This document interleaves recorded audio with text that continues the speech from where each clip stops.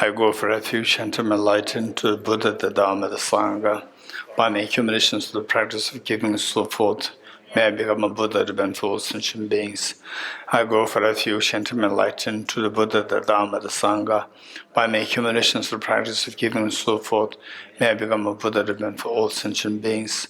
I go for refuge and to enlighten to the Buddha, the Dharma, the Sangha. By my accumulations to the practice of giving and so forth, may I become a Buddha to benefit all sentient beings. Sanje jodo zoge jonam noe chanjo pado dane gyapso che tage jinso kebe sonam ge dola benjre sanje dubara isho Sanje jodo zoge jonam noe chanjo pado dane gyapso che Dāgē jīnsō gībē sō nām gī, dōlā pēnjirē sāngyē nūparā shō. Sāngyē jōdā sōgē chō nām lā, chāngyō bārdō dāne gyab sō chī. Dāgē jīnsō gībē sō nām gī, dōlā pēnjirē sāngyē nūparā shō.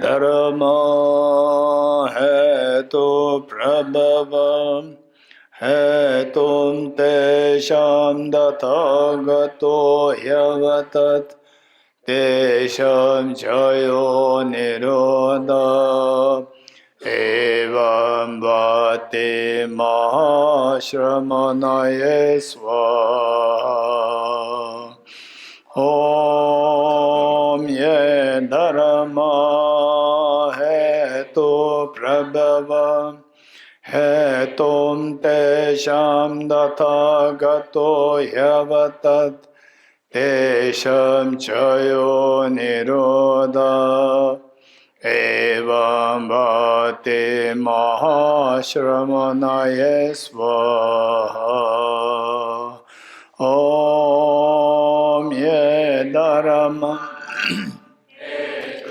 prabhava hetum tesham dathagato yavatat tesham chayo nirodha evam bhate mahashramanaye swaha. All phenomena arise from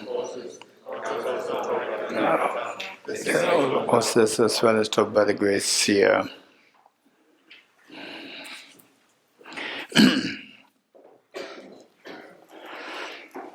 Okay. Okay. Well, there's one question here.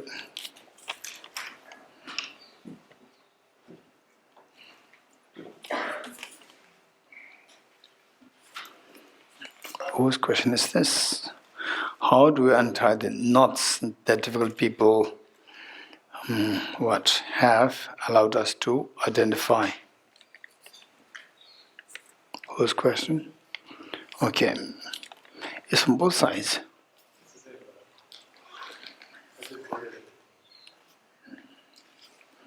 No, why both sides? I know. I say why both sides? It's not. You ask me.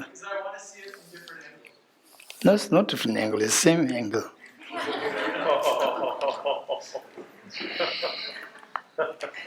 That truly amuses me. Okay, this is a good question. Thank you. Okay, so basically, how many of that experience that you have some difficulty with somebody in your workplace or in the family? But the question is, how do we untie the knots that difficult people identify in us? Okay. How many of that experience in your life? So many of these things, for example, like for emptiness, this is a different story. That we cannot be too creative. If you try to be creative, then it can take us to a very wrong direction. Whereas for the Bodhicitta, you can actually think of, for example, like, say you have some issues with some people, and how these issues are resolved. How? You have the experience. How many have that experience? Some problem with somebody, and over time you can resolve this problem, differences, resents, and how to resolve that. You think of it. You may not have a direct answer right away, but you have to think about it. So these are very important things. So oftentimes these questions, you think of yourself, you can answer yourself. Because there are times where, so this is exactly, so difficult means somebody who has an issue with, you have an issue with somebody. So that person, and the answer is already given here. What I said already. So what I said is that if you have a difficulty with your family members, and over time it resolves. So how is it resolved? There are many ways of resolving it. So the best way of resolving this, you identify the mistakes that they help to identify in you, then that is the best way by which to untie the knot of, and what is untie the knot? Which means that feeling of you are a difficult person, that dissolves. You got it? Okay, Lebeng, do you have any difficulty? Did you have any difficulty with somebody in the past? Yes. How did you resolve? You know? Huh? Time. There's one factor, time heals. Then another where things resolve very beautifully. There are many ways resolving things. Your confusion, how's the confusion resolved?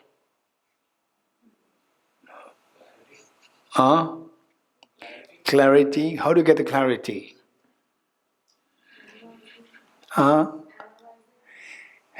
Okay, analyze it. We keep analyzing it, and clarity automatically comes. Okay, so for this, you have experience, but you don't know how it's happening. For the one is time. Okay, time gradually heals. This is it's not a permanent solution. So you tend to gradually. Okay, something is happening. I'll not tell you what that is. With time, yes.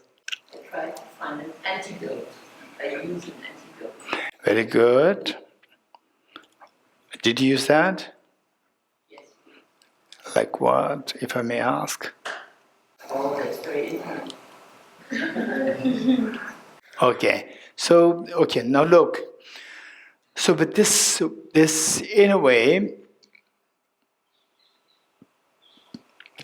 let me touch on what is known as in this retreat, I was speaking a little bit about the Buddhist psychology, which I don't really like to use the word Buddhist psychology, but I have to use it, not to confuse that with the Freudian psychology or the Jungian psychology. So, in the Buddhist psychology, there's what is known as, this is so beautiful. First, the mind is explained, what the mind is. Because many people, they say that, mind is abstract phenomena, nobody can explain it. And this is exactly what neuroscience also tries to shirk to using the word mind. Neuroscience, same thing. Because the mind is not quantifiable. It cannot be measured. Whereas physical things we can measure, we can quantify. Then once the mind is explained, what the mind is, then next is function of the mind. It explains the function of the mind.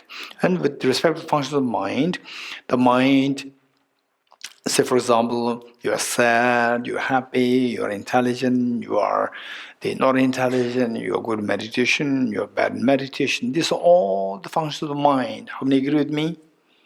It's all functional mind. Where the mind is extremely sharp, we describe the person as very sharp. The mind is extremely calm, we describe the person as calm. The mind decides who you are. So even your physical movement, there's a very delicate way of physical movement, some very dignified, some very gross. So this is all decided by your mind. When mind becomes calm, then even your physical gestures, they change. Okay, so with this mind, how many such mental functions are there which determines you? How many such mental functions are there? Innumerable functions are there which determines the individual. And of these innumerable functions of the mind, there are 5 which are particularly of great relevance and great much. This is what really fascinates me. In fact, since I'm more formally introduced to these concepts since I was like 18, 19, 20, around that age. And I just learned this by heart, not knowing what is this, all these 5, then 51, then different thoughts. I didn't know. I just learned it because it is a part of the syllabus. And later, after completing Geshe degree, interacting with people, discussing, talking about the managing emotions, then come to realize that, wow, this is amazing. So precious, so precious. We see that all our mental transformations are based on these 5, known as the mental functions, are innumerable functions, of which there are 5 which are of particular importance, the 5. And these 5 form the major, the skeleton of how the mind works. And then based on that, then we talk about the 11 virtues. 11 virtues, how to cultivate the 11 virtues, and how to identify the afflictions, the group of the 6 root afflictions, 20 secondary afflictions, and so identify all these things, then your thinking becomes so clear, give the clarity. So what are these 5 functions which are of particular importance to our mental transformation, working on the mental transformation? Meaning, like, for example, it's like how to manage your emotions with your difficult people and with neutral people and so forth. So the 5 of them. One is contact, attention. Number 3, discrimination. Number 4, feelings. Number 5, intention. Very good. Okay, so those who are newcomers, you may be wondering, oh, we don't know anything. They have everything yes, this is why this group, I see the particular this group, for those who are beginners, you are very, very fortunate to have many seniors here. You are very fortunate, I mean it, because this is where you grow so fast. You know that there are so many people who already know these things. So in the group discussions, you just ask them, they'll give the answers. During other times, when just early morning, evening, or so when you're having lunch, dinner, you can talk to them, you ask what are the 5, they'll tell you everything on the fingertips. So easy for our growth. Okay, this is the benefit. So don't feel that, oh yeah, I don't know anything. Okay, look, I don't know anything. Everybody knows so well. I don't know anything. Feeling pleasant, unpleasant. Unpleasant. Wow, I'm so fortunate. There are so many seniors. I can go with them so fast. I'm so lucky. Pleasant, unpleasant feeling. Same thing, but the feeling is very different. How you look at it. Okay, now same. First the contact, then the attention, then discrimination, then feeling, then finally intention. Okay, let's say that this is how our mind works, and all our mental training like managing emotions, seeing this is very, very difficult, very complicated person. Oh, this is my somebody. This is very complicated. So all these things are working based on these 5, known as 5 ever-present mental factors, or 5 omnipresent mental factors. 5 ever-present mental factors, or 5 omnipresent mental factors. Okay, so now, believe it or not, this is so precious. The Buddha taught, Ye dharma hetu prabhava. All these phenomena arise from their respective causes. Just see how, although these 5 functions, they operate together, not sequentially, But I will explain to you in a sequential form. And later on, your job is to reconcile the two. Sequentially, if I explain it sequentially, then you feel very convinced. And then later on, but the reality is these facts operate simultaneously. It's not like sequentially. You getting it? Okay. So, finally, the Buddha taught all our miseries are because of, what's the immediate cause of miseries? Contaminated karmas. What is karmas? Karmas are actions. You're getting it? Actions. Cause and effect actions. Actions triggered by causes. And the cause and effect, there are two kinds of cause and effect. There are two kinds of cause and effect. What are they? Natural cause and effect and karmic cause and effect. Don't forget these things. You're getting it? Okay. What is the difference? Anyone? Raise your hands.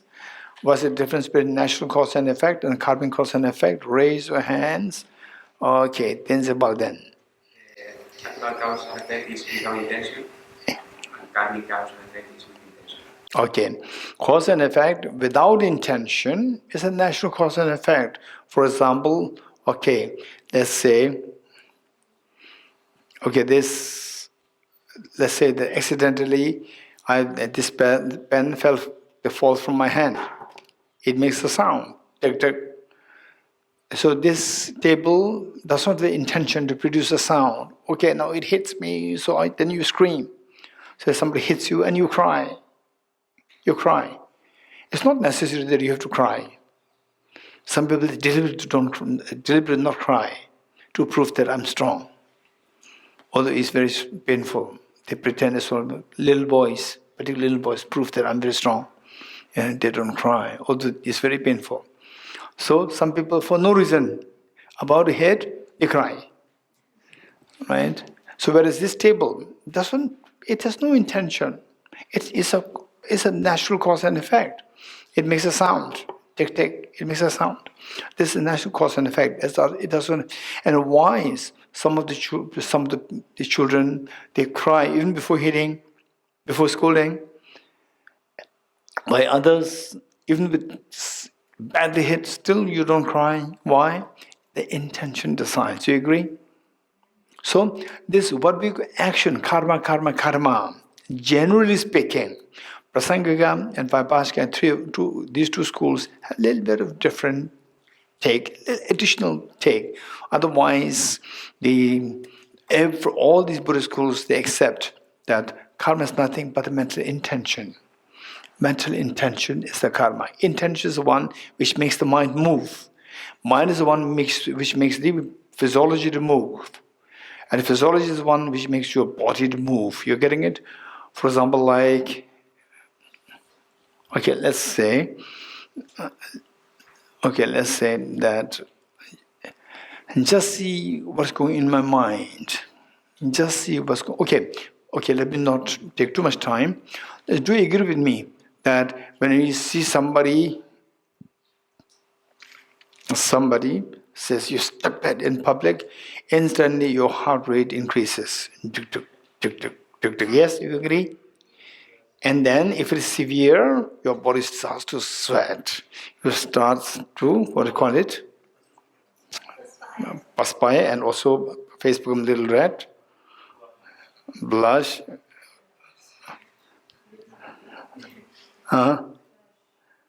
Okay, so then the even more extreme, your body starts like this. You're getting it? Okay, then and then in the extreme case, then you go to first verbal attack, then the physical fight. So look, what made you to move your hands? What made you move your hands? What made your heart to move? Heart movement is a physiological movement. And then physical movement, this is a very gross version of the movement. This is because of the anger inside.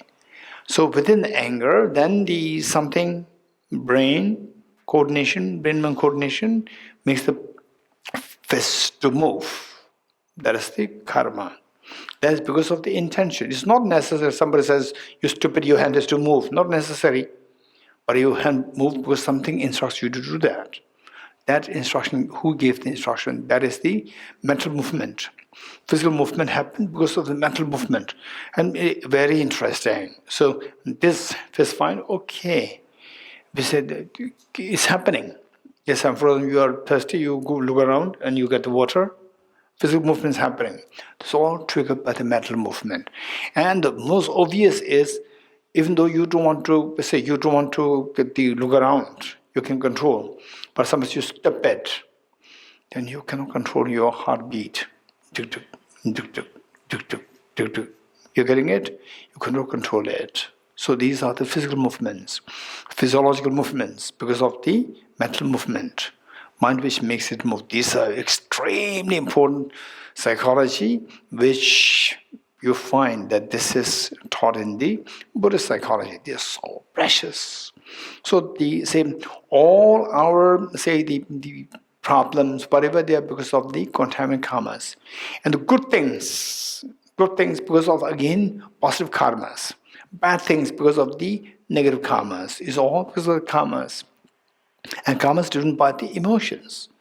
So the emotions, they make it, within the emotions there's a mind where there's intention. This intention is the one which makes the mind to move. For example, you say, oh, I like this flower. When I like this flower means your mind moves to the object. Your mind moves. What is that element within the mind which makes the mind move? Is the intention. Intention makes the mind to move to the object. Okay, so with this what happens, okay, now let's see that, in other words, all our miseries are because of the actions, and actions are nothing but the physical, verbal, mental actions. And these actions are driven by the intention. Now this intention, what makes the intention move? What makes the intention move? This is the next question. For this, we have to know these 5. What is the first? Contact. Number 2, attention. Number 3, discrimination. Number 4, feeling. Number 5, intention. Let me say this once more. Contact, attention, contact. Number 1, contact. Done. Number 2, attention. Done. Number 3, discrimination. Discrimination. Number 3, discrimination. Done. Number 4, feeling. Feeling. Number 4. Number 5, intention. Okay, good. So with this 5, now how these 5 work? Or what makes the intention? What makes the intention so active? If the intention is inactive, or intention can be positive, intention can be negative, or intention can be neutral. So what drives the intention? What makes the intention so active? Okay, let's look at like this. Okay, so these 5, how I'm going to explain is as though they are sequential. Okay, now let me give you an example. And this example will make things very easy for us. Okay, let's say, usually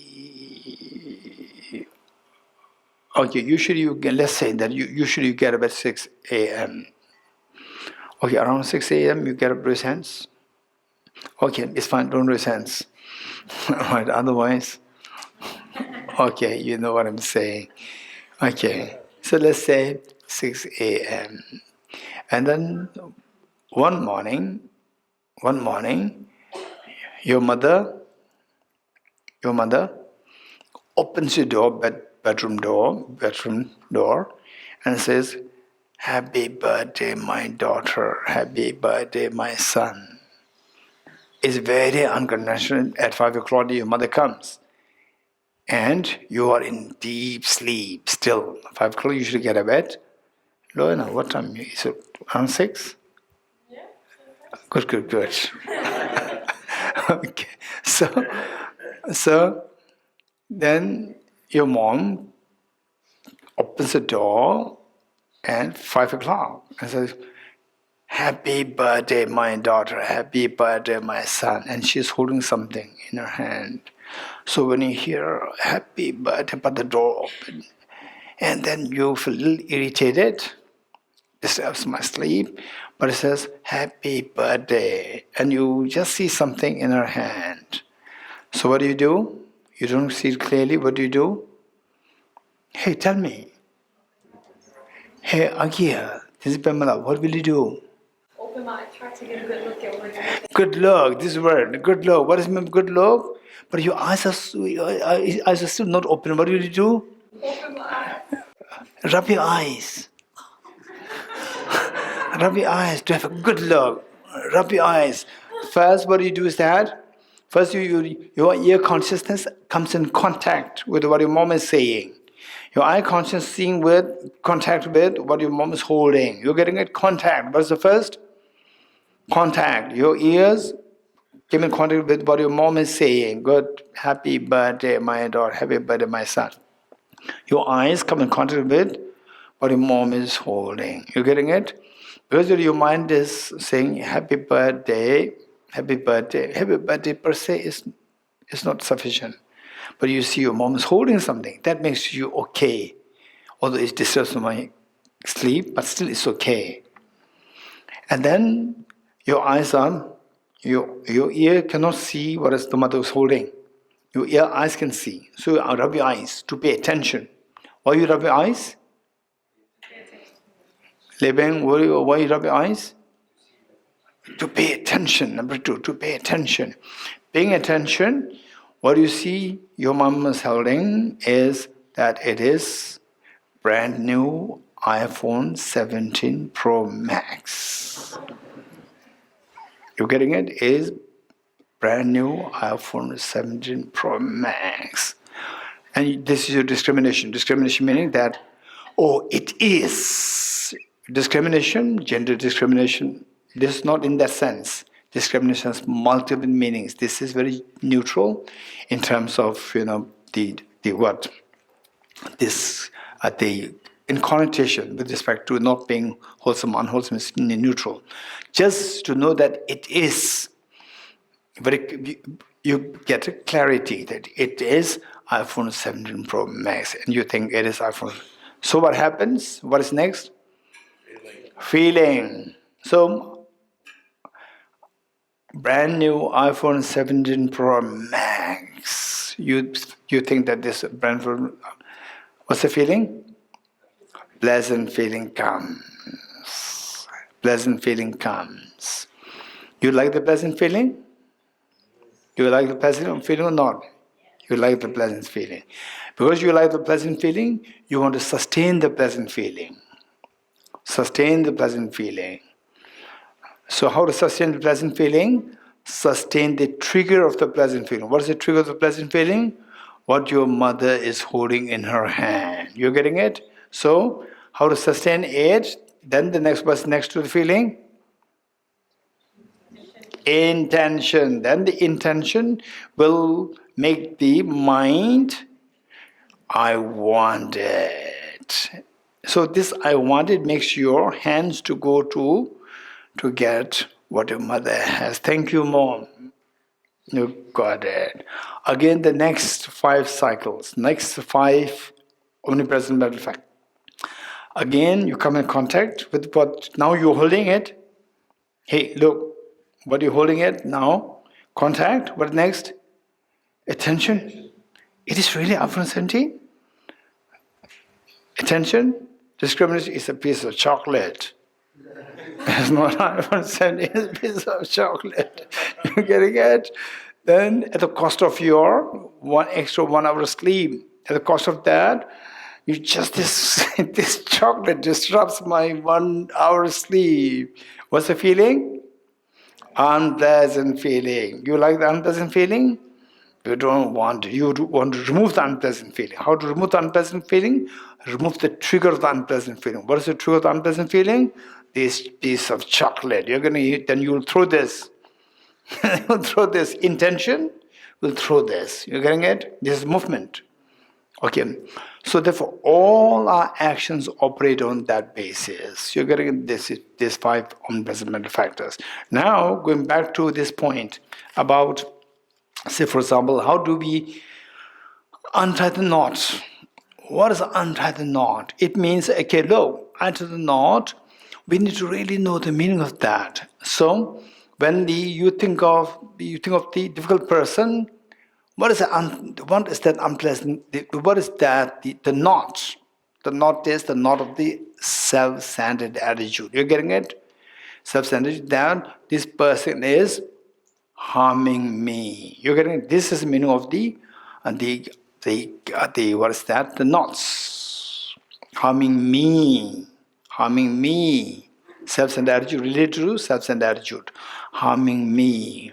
So this person come in contact. Number one, contact. This person is harming me. Contact. Is it true? You pay the attention. And the answer is yes, it is true that he is harming me. When he's harming me, when you get a feeling, when you think that this person harming me, pleasant feeling, unpleasant feeling? Unpleasant feeling. You like it, you don't like it? You don't like it. So therefore you want to push that intention, will push the other person. You're getting it? This is known as the aversion, push the other person. And if somebody says that you have to pay 100 rupees, so your mind push the other person, paying 100 rupees, $100, whatever, should be out of sense of concern, affection. Affection is not there. So your mind will say, don't give. You're getting it? So mind will do the opposite of what you are supposed to be doing. This is known as the knot. You should be doing your mind wants to do the opposite of what you should be doing to help the other person. Instead of that, you said, don't help. You're getting it? This is the knot of the self-centered attitude. Okay, now what happens is all because of the unpleasant feeling. You're getting it? Why do you describe that person as why do you describe that person as a difficult person? Because that person harms me. What do you mean by harm me? The action of that person, come in contact, attention, discrimination, that the person harming me, feeling that you get is unpleasant. Feeling that you get is unpleasant with respect to that person. This is what any action the person did, it gives an unpleasant feeling. So therefore you said, this person is not good. This person is physical action, verbal action. The person does something, and you say that this is unpleasant feeling comes, your mind doesn't want it, so you reject it. Likewise, now say the mother of that person. You have difficulty with that person, and the mother of the person comes. If you are unwise, you will attach this mother with his mother. You're getting it? The mother of the person who is harmful to me. And then you exaggerate. She is a part of this plan. You exaggerate. Okay. So now, when we see that finally that this knot is the mind which pushes others away from you. That is a knot. Pushes others from you. That's a knot. So why that intention which push others away from you, the other person, your difficult person away from you, what made it push? This intention to push. What made the intention to push? What is the factor before that? Feeling, because the unpleasant feeling. You're getting it? If somebody slaps you, you get pleasant feeling, unpleasant feeling. Unpleasant feeling. If somebody slaps you on the face, slaps you, and pleasant feeling comes, you'll request, please slap me more. You agree, not agree? Although it's hypothetical, but if somebody slaps you on your face and it gives you happiness, you'll please slap me more. You're getting it? Okay, so likewise, somebody says something, an unpleasant feeling comes, then the mind pushes the other person away from you. This is known as the knot. Now, what made this knot is nothing but a manifestation of the intention pushing the other person away from you. So what made you push the other person away from you? What is that? What is that? Pushing the other, on which level the mind is acting? Intention level. On the intention level is acting to push the other person. Why the mind is pushing the other person away from why? Just think of these 5. Intention to push others happen because of the Maria. Tenzin Chigi. Tenzin Digi. Okay, so look, listen, this is very important. You're getting it? If you really want to get these answers, you have to be thorough with these 5 omnipresent levels, how they work. So like what Digla said, that why this mind is pushing others away from you, because the person's feeling unpleasant with respect to that person. You are feeling unpleasant with respect to that person. So you don't want the unpleasant feeling. What triggers the unpleasant feeling? That person. So you want to push the trigger of the unpleasant feeling. So that is because of that is known as the knot, pushing the other person away from you. That is the knot of the selfishness. So that is happening because of the unpleasant feeling. Next question, why the unpleasant feeling is happening? On what level? Again, look, the 5.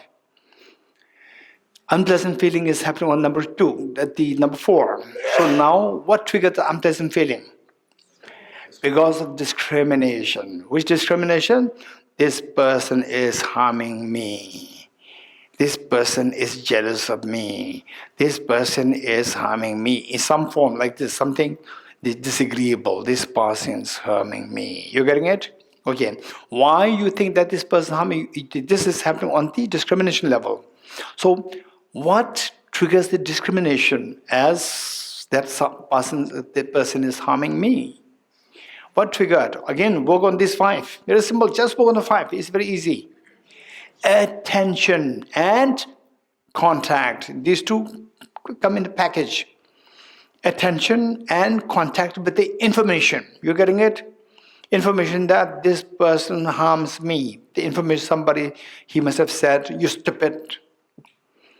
Or he must have done, there's something wrong which you mistake that you did, the person must have informed your boss. Oh, he did like this, she did like this. So therefore, intentionally, he is harming me. He is, pulling me down. So with that discrimination that he's harming me is because of the information that you get due to the how do you get the information? Because of the contact and the attention. You're getting it? These 2 come in together. Contact and attention with the information. So therefore, if you don't want to push the others away from you, pushing the others away from you is the knot of the selfishness. So if you untie the knot of the selfishness, where should you change? On what level should you change? You change the intention. How to change the intention? You change just keep working with this 5. That's simple. Don't think of anything else. If you want to change the intention, what should you do? Change the feeling. Change the feeling from unpleasant to the pleasant. How to change the pleasant? The feeling. Change discrimination. How to change the discrimination? Change the attention and the contact with the information. You are getting it? How to change this? Look, this is very important. Oftentimes, many of our problems because of our own misconceptions. You're getting it? Because of our own ignorance. Because of our own cooking stories. Oftentimes. For example, I don't have to do anything. I just in the office and people cook up stories. Right? Oh, Geshe-la is so biased. Geshe-la is so biased. Oh, I don't have to do anything in the office. Right? So Geshe-la is biased, he does like this, he like that, and nepotism, everywhere. Everywhere. When somebody is not happy, it doesn't get what you intend, then the immature people understand. Mature people understand. Immature people, these are the people, they will cook up stories. It's all cooking their own stories, creating and torturing themselves. So, he does like this, he's so biased, he's biased, pleasant feeling, unpleasant feeling. Very unpleasant feeling. That unpleasant feeling is killing you. You getting it? That unpleasant, and nobody's doing anything. It is your own thing. And there could be some people who are into nepotism and unfair. So finally, your job is how to fix your problem. Your unhappiness should be fixed. You're getting it? Sometimes you can, and then people who are very smart, very matured, what they can do is fix the external to fix yourself and fix the community. But sometimes it is like stirring the, what is that? Septic tank. Stirring septic tank. If you stir septic tank, well, oh, it smells. What is there? You stir the septic tank, smell will be more. Better not, if it is septic tank, don't stir it. Just keep it there. Close it. Keep it there. And the septic tank says, oh, I'm septic tank. Smell? Right. Just say, yeah. Just ignore. Right. Don't say, hey, what happened? Yes. What's the smell like? Stir it. It'll give you more. You're getting it? Septic tank will be more happy to give you more smell. You're getting it? It stings you more. So better, yeah. Understand. Good. Cover it. Keep it covered. This is best. Don't stir it too much, because nothing good will come out. You're getting it? Okay. So now the point is that it's so important. So just work with these five. Finally, our work is, what we're talking about is seeing your difficult people, identifying your knot. How does help? Say, what is this knot? Knot is on which level? This is very important. Knot is on which level? Of the five, hey, just the five, which level? Intention level, your mind pushing others away from you and your mind not flowing to that will. That's a knot. You're getting it? Why the push is happening on the intention level? Because of the feeling, unpleasant feeling. Just work with these five. Don't think any extra. Go with these things. Why unpleasant feeling coming? Because of the discrimination. That the person's harming me. Person harmed me. Is harming me, may harm me in the future, may harm me, all speculations, you're getting it? Okay, so this discrimination, how this discrimination is triggered by? Contact and attention of the information, with the information. So if the information is wrong, number one, if the information is wrong, information is incomplete, information is chaotic, totally the order, then the discrimination is going to be wrong. But this is wrong discrimination. The feeling is unpleasant. With the unpleasant feeling, the knot is created. Intention will make you feel the knot. Okay. Now to change the intention, you have to change the feeling from unpleasant to pleasant.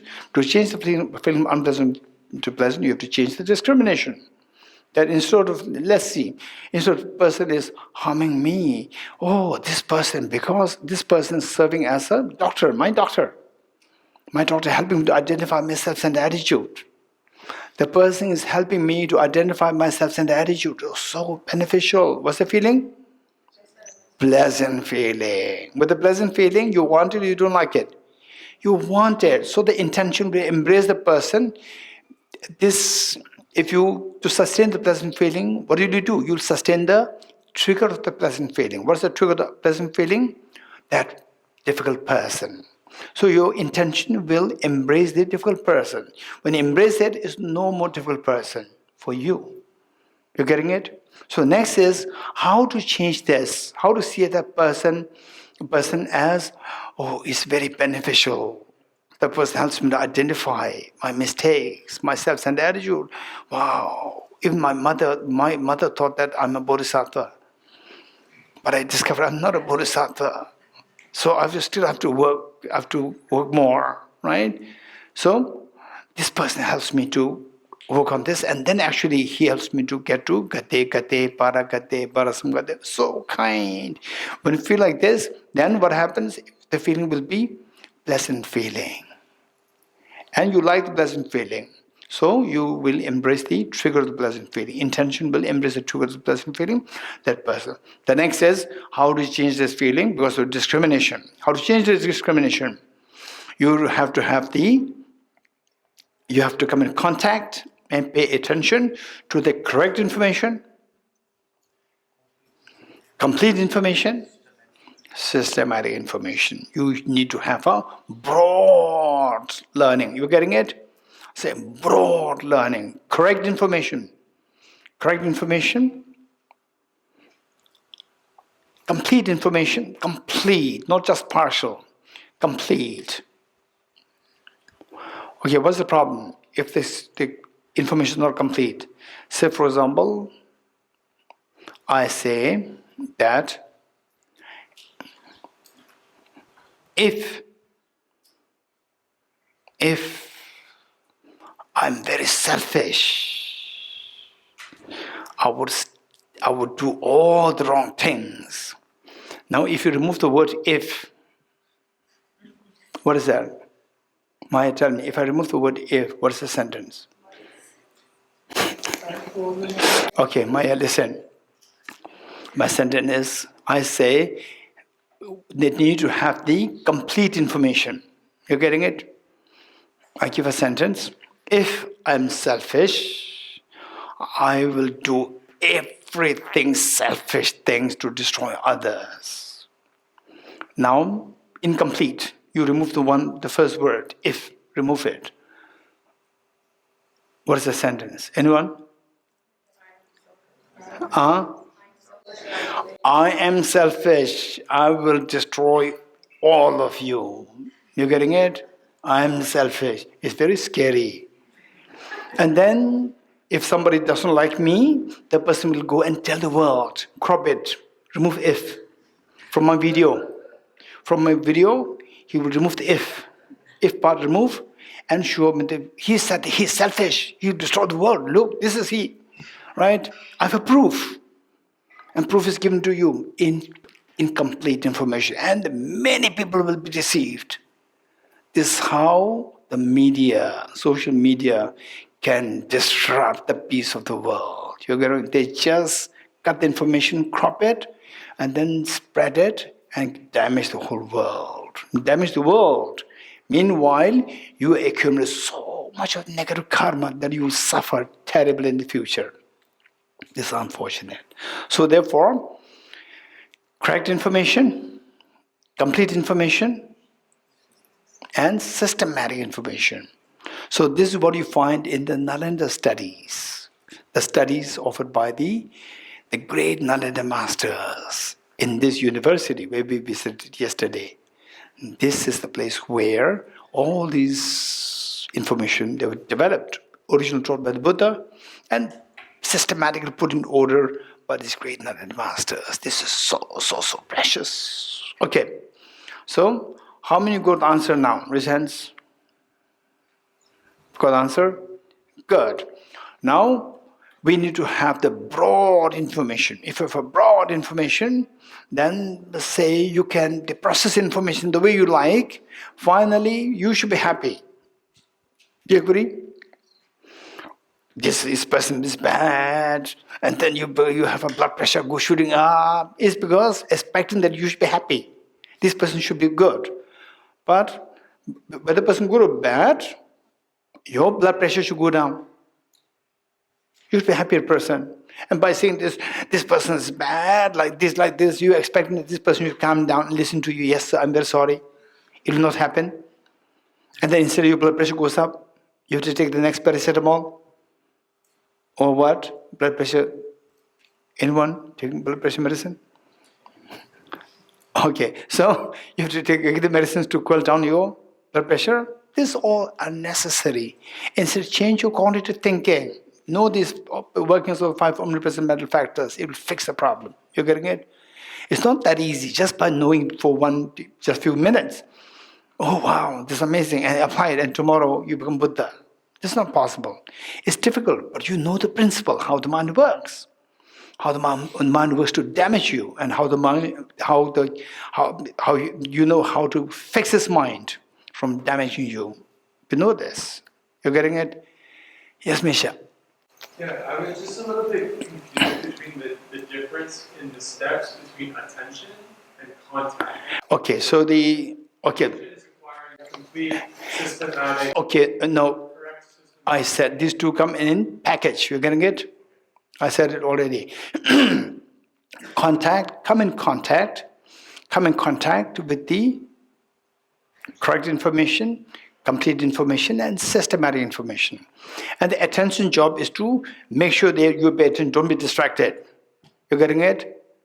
So while I'm saying something, Say, okay, what do you feel? I said, if I am selfish,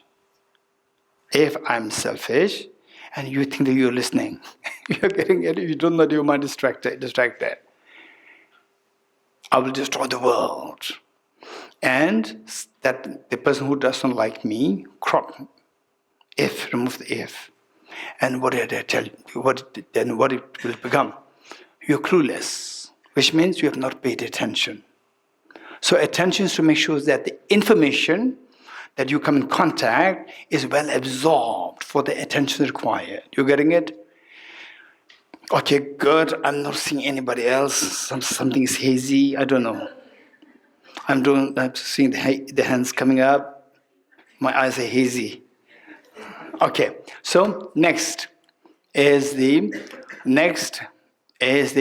bodhicitta on the basis of the sevenfold cause effect method. Okay, I'm a little hazy. I'm not seeing anybody. You're getting it? Okay. Next, the method of the sevenfold cause effect method to generate bodhicitta. For this, there is a preliminary practice, preliminary step, and the 7 steps. Total is like 8 preliminary and the 7 steps.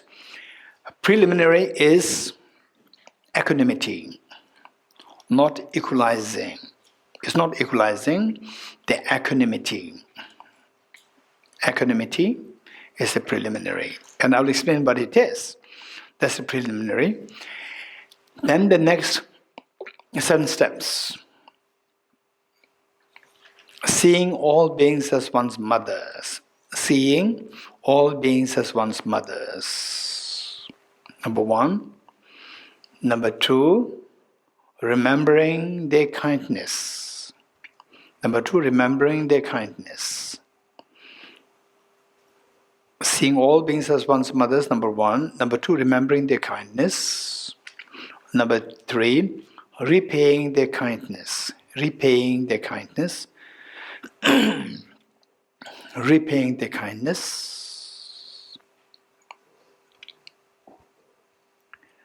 Number 4, seeing the beings in the light of great affection. Seeing the beings in the light of great affection. Seeing the beings in the light of great affection or endearment. Seeing the beings in the light of great endearment or affection. Seeing the beings in the light of great affection. Then compassion, altruism, and bodhicitta. Okay, the remaining 2 steps are much more the same as the other method. Okay, seeing all beings as one's mothers, remembering their kindness, repaying their kindness, seeing the beings in the light of great affection, great compassion, altruism, and bodhicitta. Okay, now let me quickly go through these steps. First, the preliminary practice, equanimity. Equanimity is, just imagine that you want to build a house on your property. You want to build a house on a property, and the property is like very slow and rising like this. So what should you do? You should first level it. Level it where higher, you cut it. Where too deep, you fill that up. You level it, make it equal. Equanimity. Say, our mind. This is a major problem. Our mind, how it responds to the people. So you have very strong affinity, affection, biases towards some, and aversion to others. This is what is the flaw of samsara. They are biases. So these biases, which we all have this bias. Try to reduce this bias as much as possible. Try to reduce the bias as much as possible, because this bias is the one. And when you say reduce bias, you have to follow Buddha's teachings, be kind to people. No, don't think like this. We should be very realistic. We should be very realistic. Say these things, generally speaking, this would be very good. Particularly if for a young child, the parents teach you, be nice to others. Sometimes people believe it's fine, okay, but don't hold grudge. The Buddha taught compassion. We should, follow the Buddha's advice. Okay, for little children, they'll follow you more like blindly. These people, when they grow older, they will become very good. Overall speaking, there's a culture of compassion. There's a culture of understanding. That's extremely good. Where the the culture of anger, tit for tat. What is that? Eye for eye, tooth for tooth. This culture is not good. This culture can damage everybody.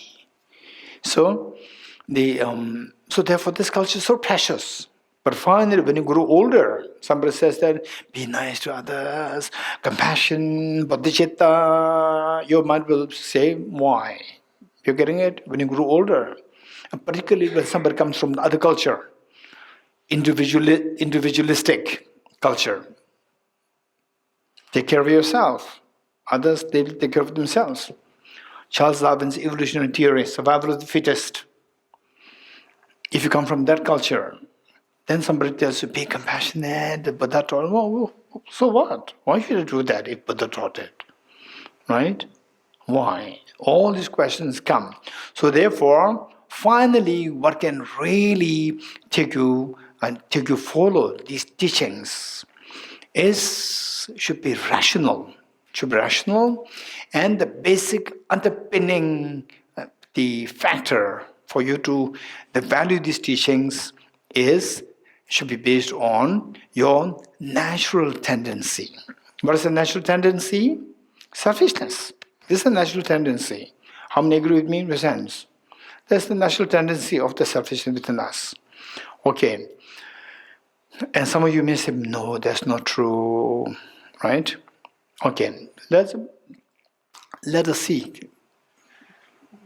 Let me prove that. Okay. Day one you are born on the planet Earth. How many of you must have cried? Raise hands. Day one you are born on this earth. How much you must have cried? Okay. You don't remember that you cried, not cried, but you can guess that you must have cried. Why? Because if you do not cry, generally speaking, if you don't cry, somebody will slap you to make you cry. To make you cry so that you will breathe. And then it will protect you. It will save your life. But when you cry, did you cry so that I can breathe? No. Either somebody slapped me, or some uneasy thing is happening here, undesirable things happening here, there. Then they just scream that undesirable things happening. This is why you cried. And did you scream? Because the other baby newborn is suffering, please feed him, feed her. Or I have a problem. How did you cry? I have a problem. Not because of the other new baby, feed, please help me, he is very vulnerable, she is vulnerable. No, because of I. This is how we begin our life. Selfishness is there. When you have this selfishness, don't feel shy. Don't feel shy. You have to recognize, you have to identify that this is who I am. You have the Buddha nature. You can fix this problem. And this problem, you acknowledge it, only then you will put effort to get rid of this. And then your misery will be stopped. So you have to identify that. This is nature. So now based on this, what we're going to learn is that this selfishness creates the biases. This selfishness creates the biases. So because of this selfishness, my mom gives me so much benefit, so I love you. So this person never gives me anything, I don't love you, right? And this person harming my mom should be bad. And then gradually, then this affection is based on the business transaction, right? Okay, I'll give you happy. I'll be happy to give you this. But what will you give me, right? What will you give me? This is a business transaction. This is business. Oftentimes we call this affection. Actually, look at it very carefully. Oftentimes there's a business transaction there involved. You getting it? Generally. But if the business transaction, the spirit of business is more like business transaction, like say 40%. And gradually you develop a genuine affection, like 60%. It's very precious. From there, that affection is precious. Affection built with the business transaction is with attachment. Attachment is purely business transaction. Attachment is purely business transaction. So, but within this attachment, there are two things. Don't forget it. Within the attachment, there are two things. Within the attachment, there are two things. It is the example that I give is like a burning gold. A burning gold. Burning gold. It burns my hand. You throw it, you're throwing gold. Or it's gold, you hold it, it burns your hand. What do? So, some people, they continue to hold it and it keeps burning, thinking that I'm keeping gold. It keeps burning you. This is what happens. You understand what I'm saying? Okay. Then some people, they throw this gold, saying that it burns me, you throw the gold also. So, what should we do? A smart people will put this burning gold into the cold water. Remove the fire, keep the gold. No need to throw. Just use the intelligence to separate the two. Likewise, the feeling of affection that we feel to someone, even the affection to a mother, there's the element of attachment. The daughter's love for the mother, the son's love for the mother or father, whatever. There's an element of attachment there. So this attachment, this affection is so precious. It has two sides. One is affection and one is attachment. They're two sides. So what do? Is that we remove this attachment and expand this affection. Expand this affection. Don't compromise the affection. Your affection, for example, husband's affection to the wife, wife's affection to the husband. This is so precious. Affection part is very precious. Attachment is the one which creates problem. Attachment is the one which creates problem.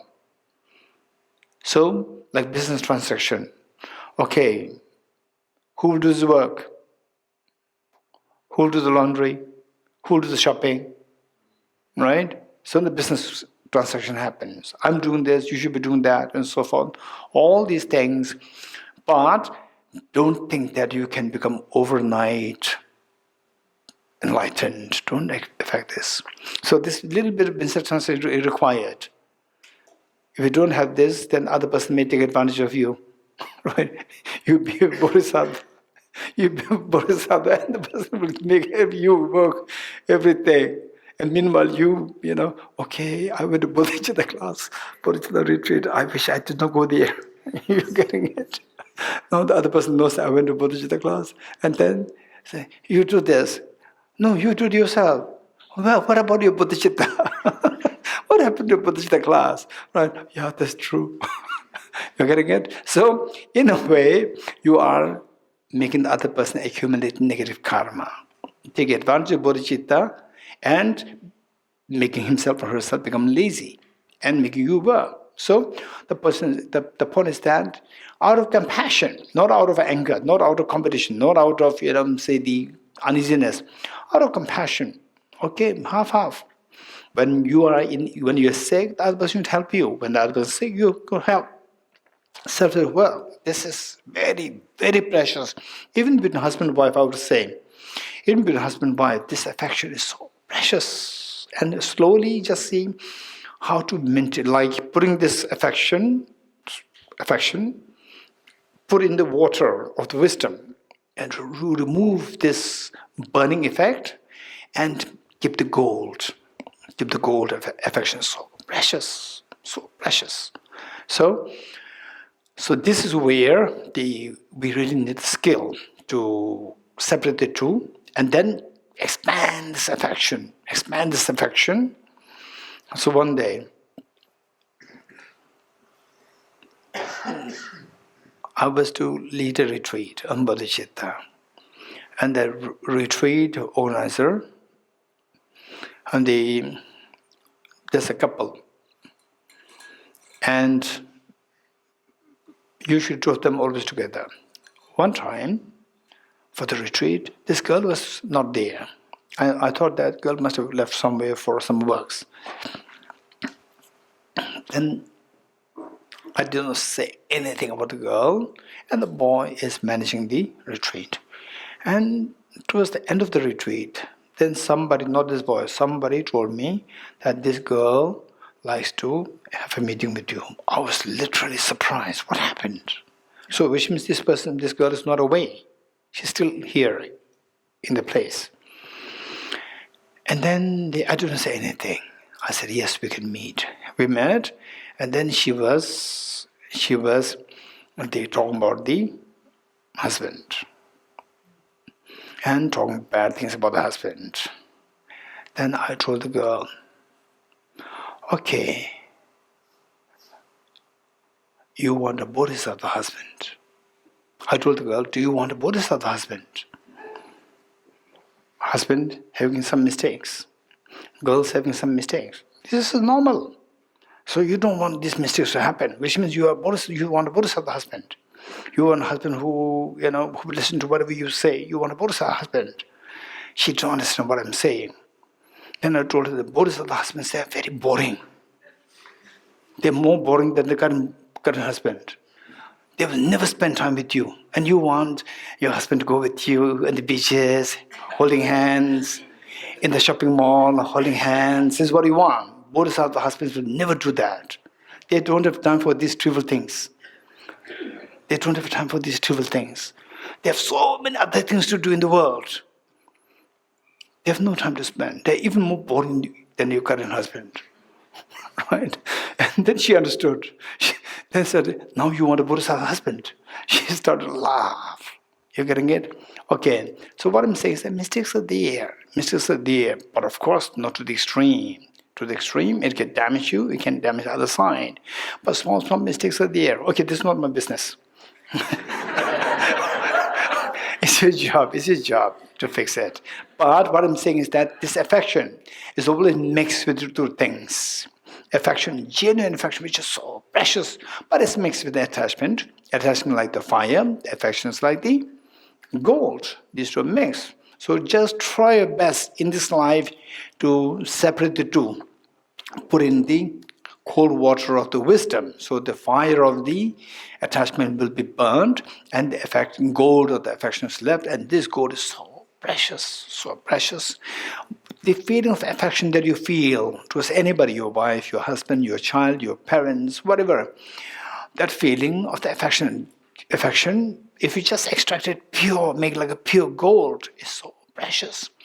That is the foundation for you to feel this bodhicitta to all the sentient beings. Okay, having said this, we're born with this attachment, and this attachment, what is that? Self-centered attitude. And this self-centered attitude, the job of that is to create biases. Biases means unevenness. Unevenness. So first we have to flatten that, make it even. Equanimity, preliminary practice. Equanimity. Okay, my question to you is, why this practice of the equanimity is considered as preliminary, not as a part of the actual practice? Why? Inzidiki? Maria? Guess? Because we need to see the others as we are. Yes. For starting the same ground. Yes. So why this is not the actual practice? Equalizing? Why is not? Yes. Why it is not the actual practice? Why is it considered as preliminary? Anyone? Okay, Aditi. So maybe when we do the practice, it flows, the affection flows towards all beings Yes, so? So that when we do the actual practice, the practices fall always. So my question, why that is not considered actual practice?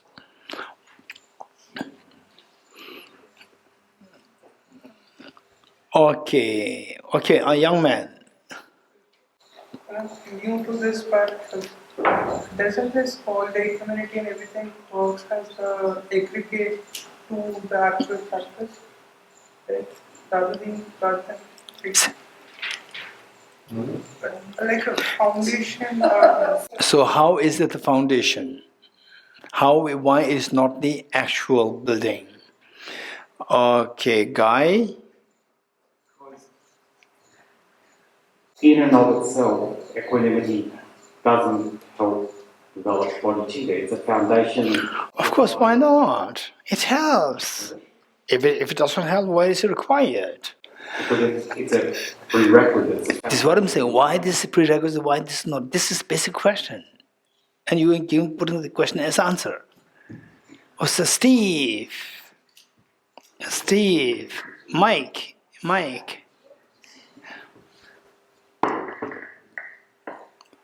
Is it because none of the other practices will work without equanimity? Yes, then even the first step is a preliminary. None of the remaining practice will not make sense without this, the remembering beings as one's mother. Again, that should also become preliminary. Okay, Chris. Is it because we should be doing it all the time during this practice? Okay, Mike. Is it because we should be doing it like all the time? Okay, what about compassion? Also, we should practice compassion all the time. Okay, Nivita. It feels like equanimity is like balancing, like the two wings of the bird. It's like a balance, but there's nothing to push it forward. Okay, that's interesting, but this is the metaphor. How it is not pushing. It gives rise to the next step. That's good. It's pushing. Okay, Cyrus and then Manla. Cyrus. Yes, Cyrus. Because without equanimity, then there's a chance that the person practicing might get very emotional. Okay. What's the problem if you will be emotional? And the practice will be break. Okay. So then without the remembering others as one's mother, person can become very emotional. It can break. Okay, finally Manla. Malaria. No, Manla. Man. Okay. Or you want to give chance to the lady before that? Yes. Yes. Equanimity belongs to the four immeasurable Yes. wisdoms, and so if that is a requisite for these training of bodhicitta, that for me means that it's a kind of steps towards non-duality, so of union. Why? If it is a step for the union, why should that be preliminary? Why? Because it is a aspiration. Bodhicitta is also aspiration. Sorry. Bodhicitta is also aspiration. May I become Buddha for the benefit? Is this preliminary? Okay, good. Manla.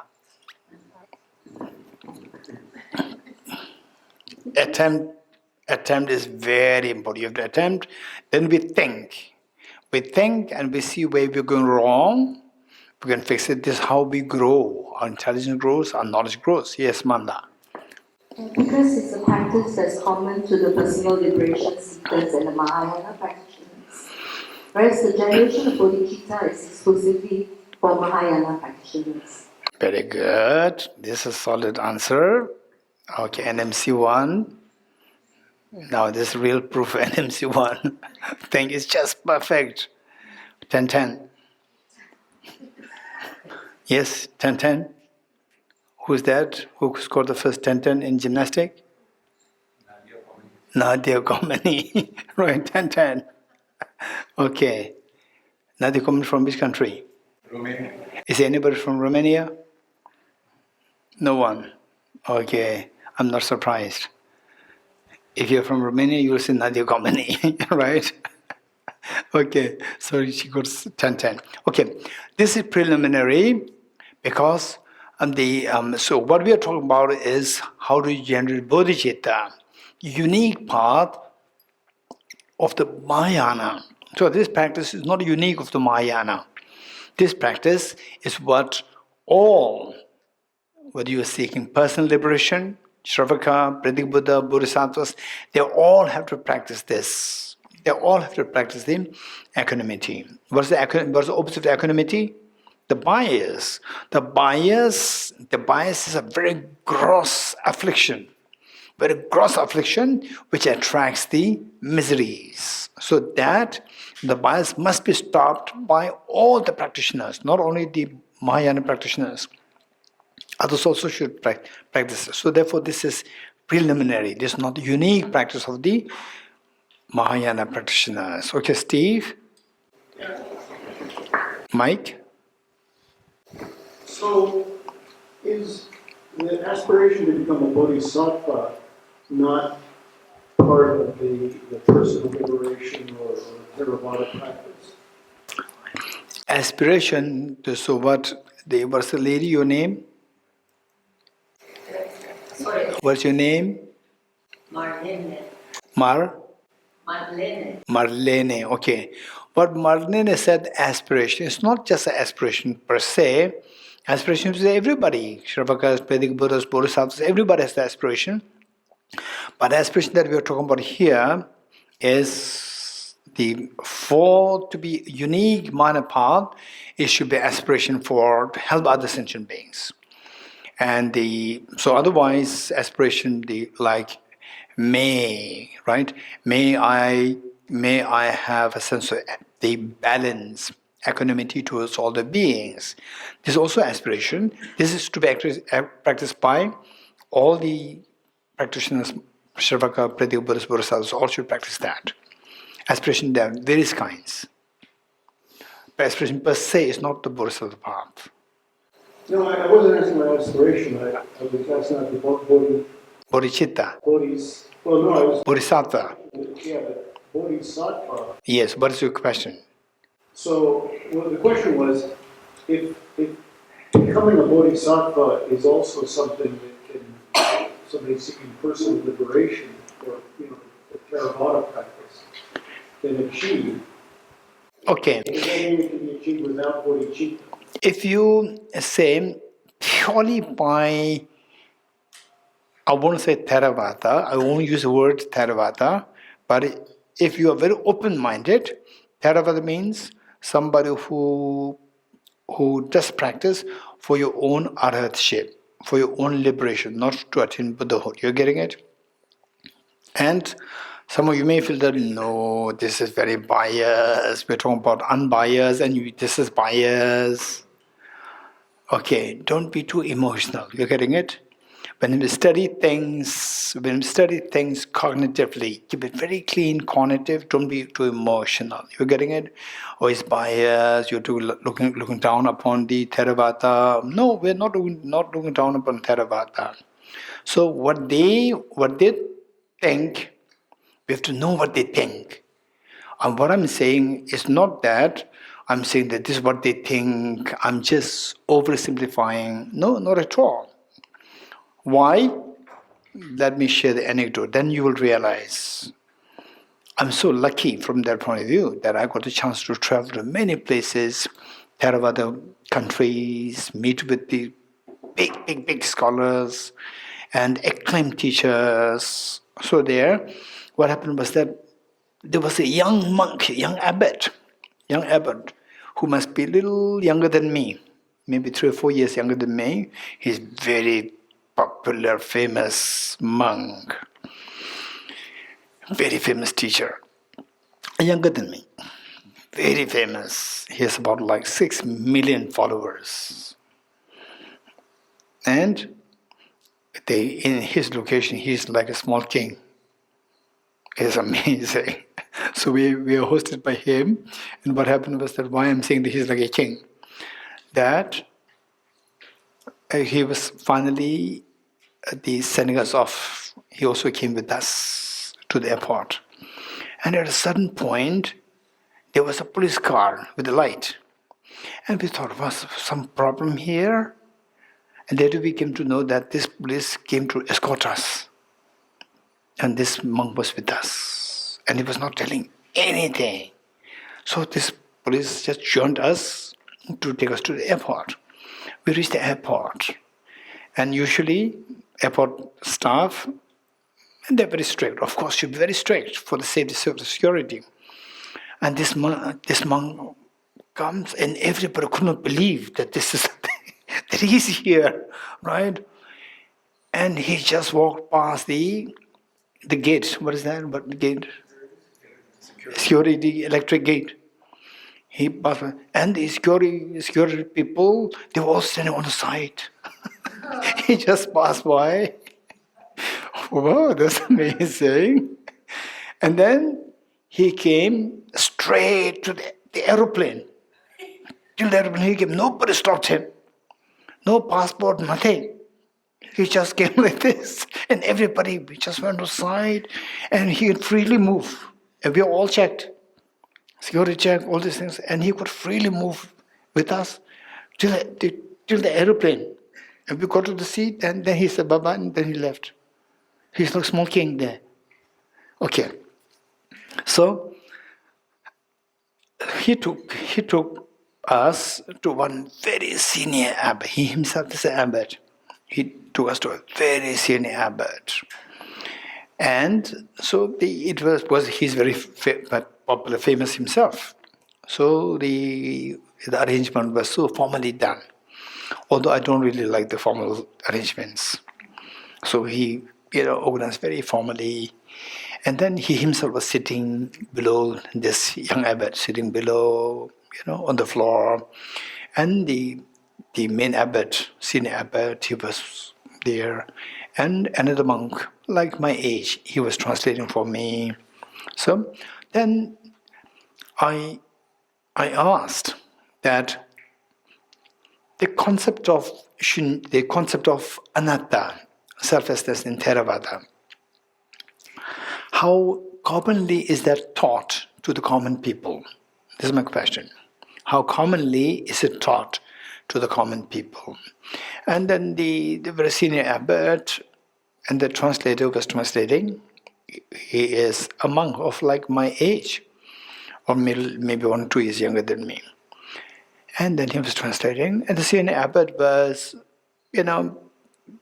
not too actively give an answer, because that he said very not too clear.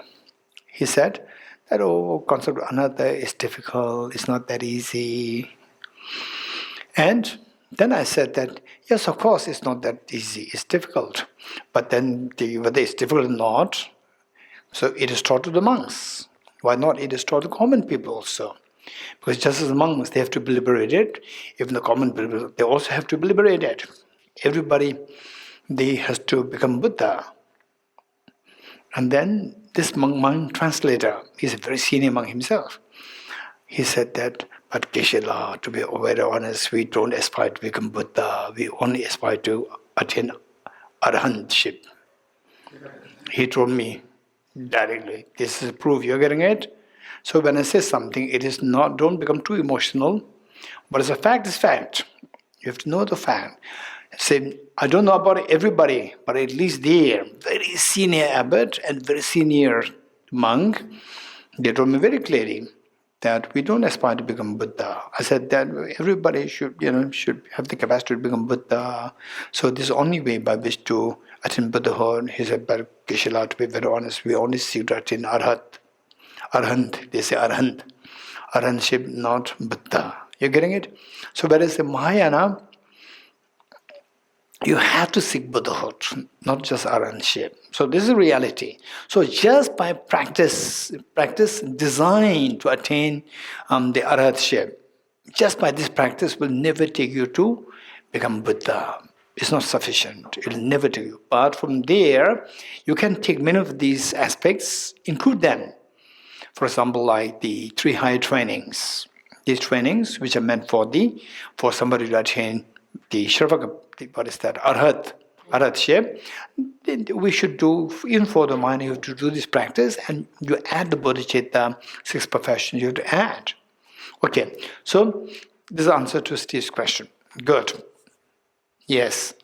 Can we say, in other words, that it's possible to say that equanimity is not the direct immediate cause for bodhicitta? Say it again. Can we say it's not the direct cause to the bodhicitta? Why not? That's right, because it's a preliminary practice. This is secular. This is, what is that, Professor? Tautology. Tautology means circular debate. You're getting it? Why it is preliminary? Because it is not an immediate cause. Not immediate cause. Why is not immediate? Because this is circular debate. You're getting it? Then that's very easy. Because why you are a human being? Because the have a mind. Why, if somebody has a mind, should be human? Why you have a mind of a human being? Why you have a mind? Why you have a mind of a human being? So it doesn't help. So you have to give a reason. Okay, good, done. So next, so for this we have to balance first one's equanimity. Why equanimity is not counted as the main part of the practice, but as a preliminary, as Manla said, very clearly said, no omission, no addition. Just clear whatever she said is just perfect. That this practice is not a unique practice of the Mahayana practitioners.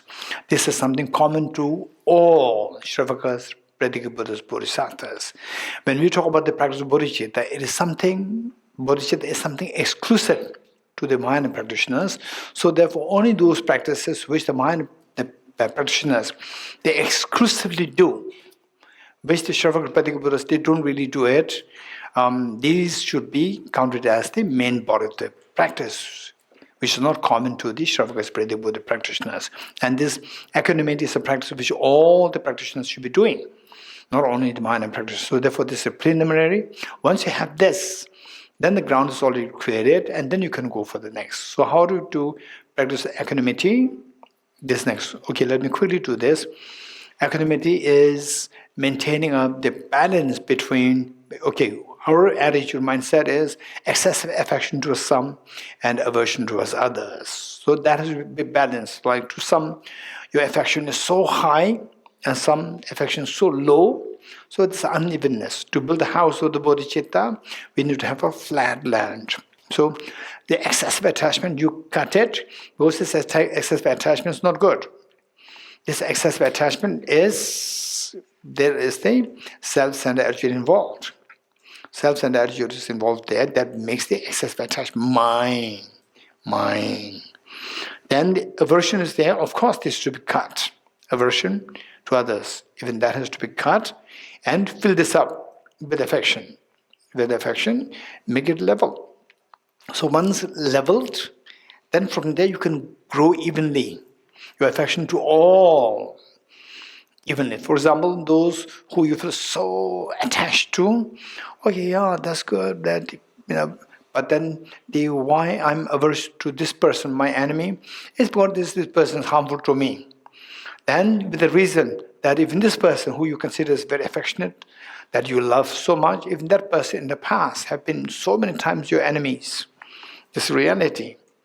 Okay, for this, many of you, the issue is, how do we know that past life? How do we know the past life? This is a major issue.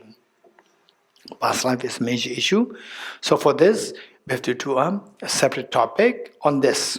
There's a separate class on the reincarnation, concept of rebirth. Okay, let me just quickly first finish this, and we can talk a little bit about the rebirth, perhaps today or maybe tomorrow. Today again evening I have another class. Okay, so the person to whom you love so much, even that person in the past. Okay, for example, somebody just raise hands. Those somebody who you love so much. At one point, the friction is a little strong that you can't even talk to the same person. Raise hands. Sometimes it happens. You getting it? And then again, after a while, again you talk. Affection is so strong. Raise hands. Okay, so like this up and downs, right? It happens. Like the swing. Like the swing, it happens. So there, you say what happens, even when you have so much affection, when you think of the tough times, difficult days with the same person, what happens? Your excessive attachment calms down a little bit, is balanced. And when you feel so angry towards a person, so angry, then you think about the good days. Good days, how the other person supported you when you're ill, when you're sick, you think of the good things, then your anger will subside. You're getting it? In fact, when I was small, maybe particularly I would say age 10, 11, 12, like those 3 years, there's one person, I don't know what kind of season is it seasonal. It is the seasonal emotions, seasonal fruits. Like with seasonal emotions. Sometimes the same person sees me like a demon. Whatever I do is a demonic action. I can't even, do my gesture hand like this. This is demonic action. I cannot say anything is demonic words. Sometimes I'm divine. Whatever I do is divine. Okay, this story is very interesting. I don't want to go into too detail. It's very interesting.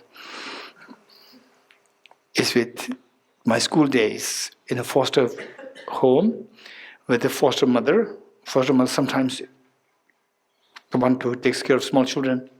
In the home, like 29, 30 children are there. Sometimes I become demon, sometimes divine. No middle.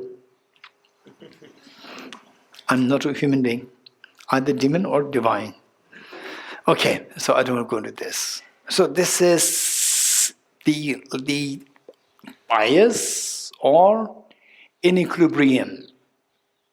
So how to make it balance is that just as this person, my difficult person, is so difficult now, likewise, the same person who I love so much, in the past lives, the person did many wrong things, harmed me so many times.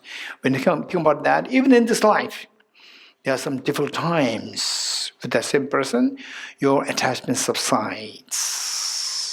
And to the difficult person, okay, so in the past, the same person has been so many times my mother, my father, brother, sister, and so forth. When things like this, then your anger subsides. Anger subsides, attachment subsides, anger subsides, and affection builds up. So it levels your attitude towards the beings. So this is to be done, but the reincarnation concept is very important, crucial to this. Whereas for the first method, the second method which we did, the method of equalizing and exchanging itself for others, the reincarnation concept, even if you don't have it, still is fine. You can meditate on this. But for this, reincarnation concept is must. Okay, next is actual practice. For the actual step, the first step is remembering all beings as, seeing all beings as one's mothers. Not just seeing, remembering. The better word would be remembering all beings as one's mothers. Remembering. Which means that everybody had been your mothers, extremely affectionate mother of yours in the past. And when some of you may have difficulty with your mother in this life. Particularly, I would say those who they had difficulty with your mother since your childhood, since you're a child. Little child, age 1, 2, 3, 4, 5, 6, 7, 8, 9, 10, you have difficulty, you had a difficult mother. Then that's a different story. For others,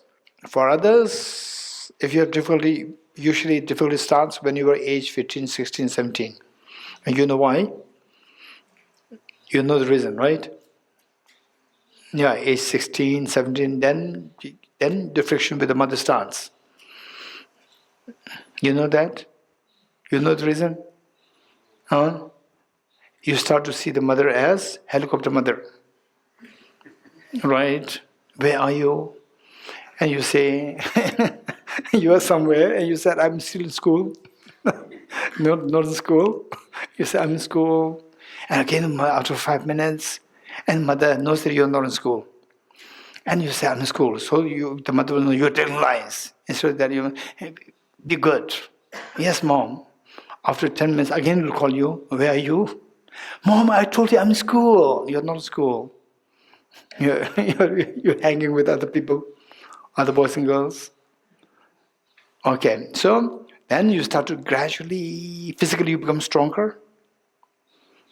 Physically you become stronger, and mentally you are still a small child. And your parents start to protect you. And because of your physical growth, you think that you know everything. Actually, you don't know anything. Your parents know that you don't know anything. They want to help you. But you think that they are overprotective. This is issue. So therefore, if issue comes with your parents since age 14, 15, 16, 17, 18, then I would not defend you. I'll defend your parents. But if the issue since when you were age 1, 2, 3, 4, 5, 6, 7, then for sure I'll defend you. Okay, so this point, with this, remember all beings as one's mothers. So they say, what we said this morning, is somebody who you see as very commonly the easily visible affection that you see in the world is the mother's love. Commonly seen, the mother's love. This is so precious, amazing precious.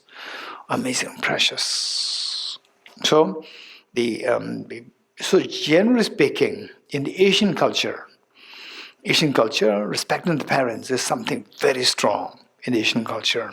Whereas in the Western culture, natural love and affection built with the mother and child, it's common with the Asian Western same. By the time you reach like age, how many? 16, 17, 18, then you become more independent, and the law says that you are independent.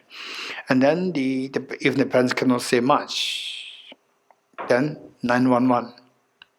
What is that? 911 or 119? 911 stops. Right? In Asia, there's no 911. There is 110. What is? Huh? 100. 100. 100. Usually it doesn't work. The connection is damaged. 911, the connection is very active. Instantly will come. You're getting it? Okay. So this is difference. So what I'm saying is that finally the point is that this affection is so precious. Often, I don't know why there is such a cultural difference there. In fact, all the cultures, they have extremely strong good qualities there. Meanwhile, the weaknesses are there. This is human society. Weakness there. Asian culture has also demerits, has merits. Western culture has merits, demerits. For some openness, this is more with the Western culture. This Western culture, openness is there. Asian culture is a little close. What we got. This is best. I was born in this culture. Tibetan is the best. Buddhist is the best. This is how I was brought up.